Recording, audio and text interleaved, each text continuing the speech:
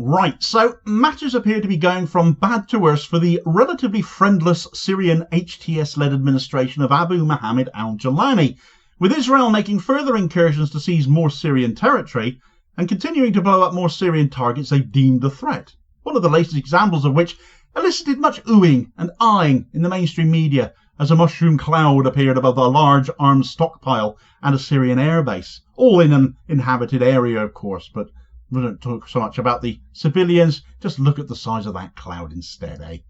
Well, where Israel continues to attack Syria, whilst al-Julani continues to profess that he is their ally, others he has sworn are not his allies are treating him in exactly the same way.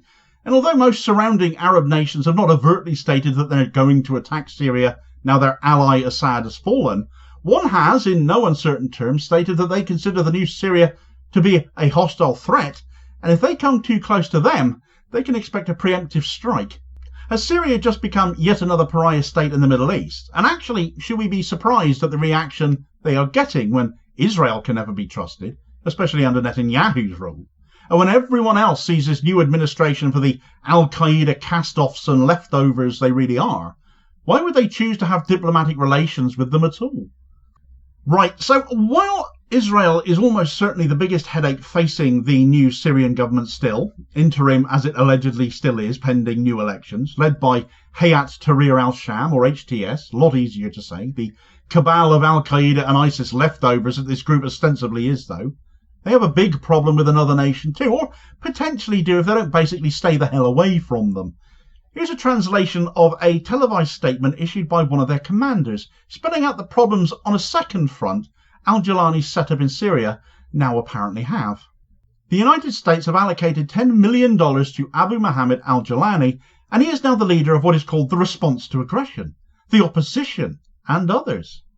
These are murderous terrorists. Wait for the coming days and listen to me, to our people in Syria and to the clans in Syria. If they don't slaughter them one by one, let them blame me. We went through this situation in 2014, and this is what happened to us. This is what happened to us, and they slaughtered and killed people, committing the most heinous crimes against the Iraqi people. If they gather in one place and have the idea of advancing towards Iraq, we will not hesitate for a moment to target them before they arrive, in any place we see. If they have the intention of approaching Iraq, we will not let them advance, not even for a minute. That was, as you probably now surmise, the response being given by Iraq. The person speaking those words being Iraq's Major General Yahya Rasool, threatening preemptive strikes to stop any attempted al-Qaeda insurgency, because that is, after all, who is now in charge of Syria. Rasool is the Iraqi spokesperson for Baghdad's commander-in-chief, and as he clearly stated there, the US have allocated $10 million to those al-Qaeda leftovers, to HTS leader Abu Mohammed al-Jolani, and made clear that if al-Qaeda-linked groups, if HTS or any of the various smaller groups they are allied to themselves, with to bring down Assad, head towards Iraq now, his army will strike them preemptively. $10 million from the US doesn't sound like a lot, does it? Especially when compared to the billions upon billions the US have spent on Israel. It makes it seem almost like a compensation package for saying you're on your own at this point. But Western attitudes towards HTS will have to wait for another video. Absolutely worth covering, though, because it is hypocrisy on steroids. But I'll park that point for now. It's an understandable response from Iraq, though. Iraq have been here before. Where the West does it as always does, after making war somewhere, and then bemoaning all the refugees such actions end up creating, turning up on their doorsteps asking for help, those refugees are created as one consequence of not fixing a country you've had a part in blowing to smithereens. Iraq, as we all know, was left to its own devices following the fall of Saddam Hussein. Despite US presence, military presence still remaining in the country, they never helped to really rebuild Iraq, they just exploited it. But out of that devastated and disjointed country, left to largely put itself back together, the opportunity for al-Qaeda to grow and the opportunity for ISIS to actually come into being was created. Western abandonment helped these terrorists to fester, with all the consequences of that followed through the war on terror and beyond. These terror groups, now manifesting themselves as HTS, are in no small part a creation of Western colonialism, interference, and abandonment after they got bored and went home after getting everything they wanted. After making their war and getting their oil and selling their arms and making a profit off the blood of all others, they just went home. It also presents Syria going forwards with a problem as to where it fits in with the world now. Israel and its eternal Western allies don't want anything further to do with HTS, it seems. They simply want to grab, or Israel simply want to grab more land and are doing just that. But equally, as Iraq remembers, having to deal with these groups as it sought to rebuild itself, these groups forming as they were trying to rebuild themselves, that additional crisis and warring costs lives too. The lives of innocents always.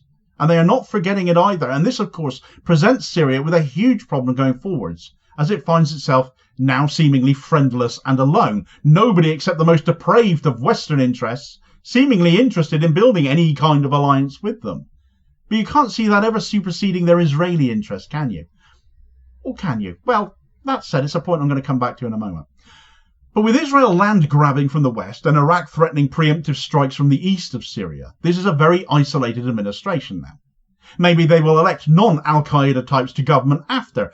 But you don't take over a country with all the effort that entails to just lose your grip on it like that, do you? So it seems unlikely, to my mind, that that's the intention. Of course, abandoning a nation to its fate like this is, as I've already gone over, already a very Western thing to do.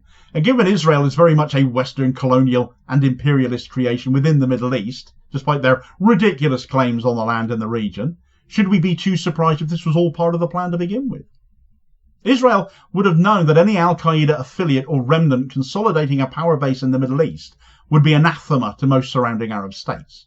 They themselves wanted nothing more to do than grab Syrian land as they had attempted to before. For example, in 2018, Israel attempted to create a buffer zone in southern Syria, only to be thwarted and driven back. But you probably heard nothing about that at the time, or since, because when does Israel ever get blamed for anything until we ended up bearing witness to video after video of atrocity being committed by their hands in real time over social media in Gaza, right?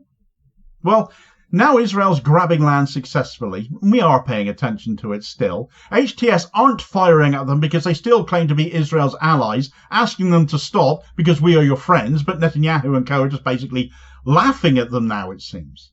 All Israel are doing now is dismantling Syria one airstrike at a time. Since when have they stopped doing that anywhere they've attacked from Gaza to Lebanon to Syria since October 7th of last year? They just keep on going for their own vested interests. And they've got a weakened Syria, now led by a group who thought Israel were on their side, now seemingly more at Israel's mercy instead, as Arab states stand aside. I'd argue that's a mistake on those Arab states' part. They ought to be considering who is actually the bigger problem for them here, HTS in Syria or Israel, and acting accordingly, because if they don't, someone else will. And that brings me back to that earlier point about Israeli interests being superseded, potentially. Though with Iraq's history with al-Qaeda and ISIS particularly, their reaction and threats of retaliation if HTS forces approach is a completely understandable one. Syria is still of interest to the West. Syrian oil is the obvious reason for that. The obvious reason why, despite HTS being a terrorist organisation, Western politicians are still meeting al-Jolani, whose permanent expression of surliness might come as much from the people he's meeting as the fact he appears to have now been forced into wearing a suit. But there could be more to it than that. Israel is a problem not just for the Middle East, but increasingly for the West as well. Israel was created not so much as a Jewish state by a bunch of Zionists, as somewhere Jews across the world could go, according to their batshit doctrine, despite no entitlement in reality to do so at all. But it also provided the West, and this is the bigger point, with a foothold in the Middle East for their own interests. Israel, being as out of control as it is these days under Netanyahu, could find itself, theoretically at least, replaced as that foothold potentially, should it be deemed so big a problem at some point down the line, particularly politically back home in the West, where support for Israel is increasingly becoming a bigger and bigger vote loser. If the West were to decide starting again in Syria would be a better foothold to have, might be a better prospect, perhaps we could finally start to see some turning on Israel. Syria is smack bang in the middle of the Middle East, after all, a more strategic position for the West there could not be. It is also far larger than Israel. Of course, the argument against that is certainly one of time, effort, money, lots of obvious reasons why it's not going to happen. But also it would be seen as aligning with terrorists as well, which would be no more politically expedient, even though friends and support are things HTS could absolutely do with. It's very unlikely to happen. I think Israel would quickly see what was coming. But even if it were something simply spoken about, mooted, it takes the wind out of Netanyahu's sails a bit, puts doubt in his mind. that his nation is not actually irreplaceable or invincible, especially when it is totally reliant on Western support to keep itself going as it is. Netanyahu's been making matters worse and worse with HTS since Assad's fall. A relationship with them, not what he wants, seemingly completely the opposite, in fact, is what he wants, despite having helped them to topple Assad to begin with. A helpful tool was all they were, a means to an end to destabilise an enemy. But their latest incursions have gone completely ignored by mainstream media, more fixated by a big bang that happened instead of the land they were grabbing. So get the details of what they missed, as per usual, in this video recommendation here as your suggested next watch. Please do also hit like, share and subscribe if you haven't already done so before you do though, so you do not miss more daily content on this channel. It all helps support the channel as well, which is hugely appreciated. And I'll hopefully catch you on the next vid. Cheers folks.